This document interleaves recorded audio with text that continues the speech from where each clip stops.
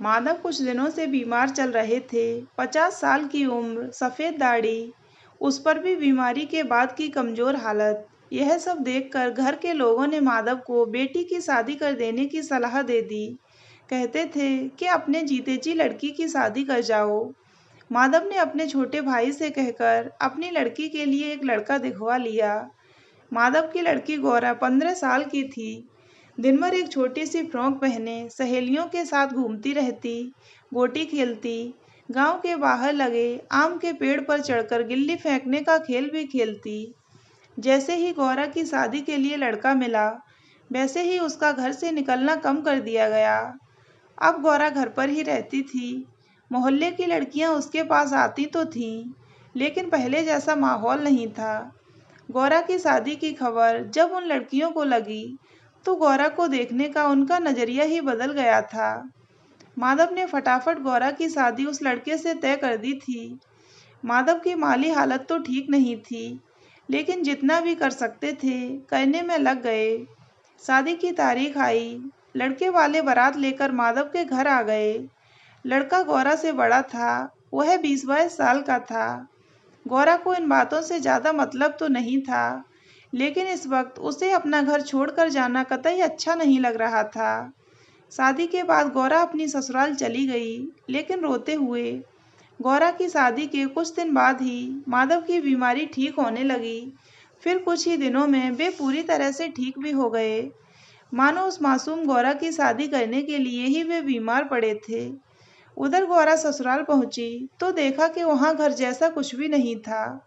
न साथ खेलने के लिए सहेलियां थीं और न ही अपने घर जैसा प्यार देने वाला कोई। गौरा की सास दिन भर मुंह ऐंठे रहती थीं। ऐसे देखती कि गौरा को बिना अपराध किए ही अपराधी होने का एहसास होने लगता। जिस दिन गौरा अपने घर से विदा होकर ससुराल पहुंची, उसके दूसरे दिन से ही उससे घर के सारे काम कराए जाने लगे। गौरा को चाय बनाना तो आता था, लेकिन सब्जी छौंकना, गोल गोल रोटी बनाना नहीं आता था। जब ये बातें उसकी सास को पता चलीं, तो वे गौरा को खरी खोटी सुनाने लगीं। बहू, तेरी माँ ने तुझे कुछ सिखाया नहीं, न तो दहेज दिया और न ही ढंग की लड़की। कम से कम लड़की ही ऐसी होती कि खाना तो बना लेती। गौरा चुपचाप सास की खरी खोटी सुनती रहती और जब भी अकेली होती तो घर और माँ की याद करके खूब रोती। दिन भर घर के कामों में लगे रहना और सास भी जानबूझकर उससे ज़्यादा काम कराती थीं। बेचारी गौरा जो सास कहती वही करती। शाम को पति के हाथों का खिलौना बन जाती। वह तो ठीक से दो मीठी बातें भी उससे नहीं करता था। दिन भर यार दोस्तों के साथ घूमता और रात होते ही घर आ जाता। एक दिन गौरा का बहुत मन हुआ कि वह घर जाकर अपने माँ बाप से मिल ले। माँ से तो लिपट कर रोने का मन करता था।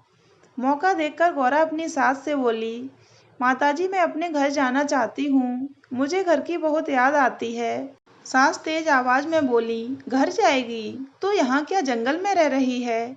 यहाँ कौन सा तुझ पर आरा चल रहा है? घर के बच्चों से ज़्यादा तेरी खातिर होती है यहाँ, फिर भी तू इसे अपना घर नहीं समझती। गौरा घबरा कर रह गई, लेकिन घर की याद अब और ज़्यादा आ रही थी। दिन यूं ही गुजर रहे थे कि एक दिन माधव गौरा की ससुराल आ पहुँचे। अपने पिता को देख गौरा जी उठी थी। भरे घर में अपने पिता से लिपट गई और खूब सिसक सिसक कर रोई। माधव का दिल भी पत्थर से मोम हो गया। वे खुद रोए तो नहीं, लेकिन आंखें कई बार भीग गईं। उसी दिन शाम को वे गौरा को अपने साथ ले आए। घर आकर गौरा फिर उसी मनभावन तिलिस्म में खो गई। वही गलियां, वही रास्ता, वैसे ही घर, वही आबो हवा, वैसी ही खुशबू। इतने में माँ सामने आ गई। गौरा की हिचकी बन गई। दोनों माँ बेटी लिपट कर खूब रोईं। घर में आई गौरा ने माँ को ससुराल की सारी हालत बता दी और बोली, माँ, मैं वहाँ नहीं जाना चाहती। मुझे अब तेरे ही पास रहना है। माँ गौरा को समझाते हुए बोली, बेटी, अब तेरी शादी हो चुकी है। तेरा घर अब वही है। हम चाह कर भी तुझे इस घर में नहीं रख सकते। हर लड़की को एक न एक दिन अपनी ससुराल जाना ही होता है। मैं इस घर आई और तू उस घर में गई। इसी तरह अगर तेरी लड़की हुई तो वह भी किसी और के घर जाएगी। इस तरह तो कोई हमेशा अपने घर नहीं रुक सकता। गौरा चुप हो गई। माँ से अब और क्या कहती। जो सास कहती थी वही माँ भी कहती हैं। रात को गौरा नींद भर सोई। दूसरी सुबह उठी तो साथ की लड़कियां घर आ पहुंची। अभी तक सबकी सब कुंवारी थीं, जबकि गौरा शादीशुदा थी। वे सब सलवार सूट पहने घूम रही थीं, जबकि गौरा साड़ी पहने हुए थी। आज गौरा सारी सहेलियों से खुद को अलग पाती थी। उनसे बात करने और मिलने में उसे शर्म आती थी। मन करता था कि घर से उठकर कहीं दूर भाग जाए, जिससे न तो उसे ससुराल जाना पड़े और न ही किसी से शर्म आए।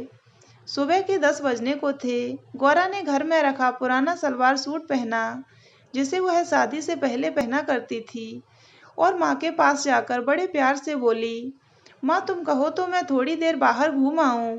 गौरा बोली, हाँ बेटी घूम आ, लेकिन जल्दी घर आ जाना, अब तू छोटी बच्ची नहीं है। गौरा मुस्कुराते हुए घर से निकल गई। उसकी नज़र गांव के बाहर लगे आम के पेड़ पर गई। मन खिल उठा उसका। लगा जैसे वह पेड़ उसका अपना है। कदम बरबस ही गांव से बाहर की ओर बढ़ गए। हवा के हल्के झोंके और खेतों पेड़ों का सूनापन, चारों तरफ शांत सा माहौल और बेचैन मन, मानो फिर से लौट पड़ा हो गौरा का बचपन।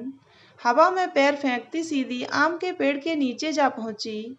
यह वही आम का पेड़ था जिसके ऊपर चढ़कर गिल्ली खेलने वाले खेल खेले जाते थे, जहां सहेलियों के साथ बचपन के सुख भरे दिन गुजारे थे।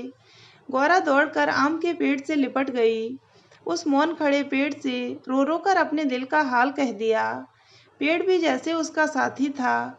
उसने गौरा के मन को बहुत तसल्ली दी। थोड़ी देर तक गौरा पेड़ से लिपटी बचपन के दिनों को याद करती रही। बचपन तो अब भी था, लेकिन कोई उसे छोटी लड़की मानने को तैयार नहीं था। सब कहते कि वह बड़ी हो गई है, लेकिन खुद गौरा और उसका दिल नहीं मानता था कि वह इतनी बड़ी हो गई है कि घर से बाहर किसी और के साथ रहने लगे, बड़ी औरतों की तरह काम करने लगे, सास की खरी खोटी सुनने लगे। गौरा बैठी सोचती रही। मन में गुबार की आंधी चलती थी। फिर न जाने क्या सोचकर अपना दुपट्टा उतारा और आम के पेड़ पर चढ़कर छोर को उसकी डाली से कसकर बांध दिया। फिर आम के पेड़ से उतरकर दूसरा छोर अपने गले में बांध लिया। अभी तक गौरा ठीक ठाक थी। खड़ी खड़ी थोड़ी देर तक वह अपने गांव को देखती रही। फिर एकदम से पैरों को हवा में उठा लिया। शरीर का सारा भार गले में पड़े दुपट्टे पर आ गया। दुपट्टा गले को कसता चला गया। आंखें बाहर निकली पड़ी थीं। मुंह लाल पड़ गया था। थोड़ी ही देर में गौरा की मौत हो गई। अब उसे ससुराल नहीं जाना था और नहीं कोई परेशानी सहनी थी।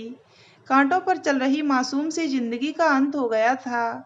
जिस बच्ची के खेलने की उम्र थी, उस उम्र में उसे न जाने क्या क्या देखना पड़ा था। उसकी दिमागी हालत का अंदाजा सिर्फ वही लगा सकती थी। एक भी ऐसा शख्स नहीं था जो उस अबोध बच्ची को समझता। लेकिन आज सब खत्म हो गया था, उसकी सारी समस्याएं और उसकी ज़िंदगी भी। तो दोस्तों, अगर आपको ये कहानी अच्छी लगी हो तो वीडियो को लाइक करें और हमारे चैनल को सब्सक्राइब अवश्य करें।